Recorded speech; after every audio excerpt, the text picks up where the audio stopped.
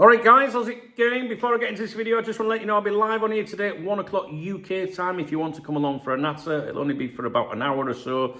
There'll be no live stream this evening. I haven't recorded my morning briefing yet, but I will do that shortly. You might find it of interest if you watch my morning briefing, because you're going to find out a big secret about me working for Real Madrid as a football agent. Yeah, it's very true. Obviously I'm going away to England tomorrow, so if you watch the morning briefing, I will update you about my plans and what's happening over the next few days. And remember, when I go away, shit kicks off at Anfield, trust me. Now, on the live stream last night, a couple of people, were asking about Rodrygo and his character, as Brendan Rodgers would say, character, right? So I spoke to Dave, my AI assistant that I've been training for about 9 months, and said, basically as follows, right? What, if anything, do you know about Real Madrid's Rodrygo's character? Does he have any reputation for being arrogant, all right? And this is what Dave came up with. Rodrygo, in general, doesn't have a reputation for being arrogant. In fact, he's often praised for being quietly effective, humble, and tactically intelligent. Now, with regards to his personality and reputation, Dave said, discreet and team-oriented. According to AS, Rodrygo, he lets his football do the talking, not flashy personas. Mental resilience, he's spoken openly about seeking psychological guidance to cope with childhood comparisons to legends like Pelé and Neymar, which show emotional maturity and not arrogance. On the pitch and in interviews, his performances have earned the praise of peers and pundits alike. Jude Bellingham called him Real Madrid's most gifted player, noting his creativity and selflessness. There's no record of Rodrygo making ostentatious or pretentious comments in post-match presses. That kind of behaviour has been noted in other players, like Rodrygo, for example. Club culture versus individual character. To be clear, many fans and pundits label Real Madrid as a club with an arrogant edge. You'll find plenty of opinions on Reddit, ESPN, and elsewhere calling the overall image entitled or arrogant. But that's directed at the club persona, not Rodrygo personally. Verdict, Dave's verdict. Rodrygo's character is highlighted by humility, professionalism, and effectiveness. He speaks softly, performs strongly, and has shown emotional intelligence when dealing with pressure.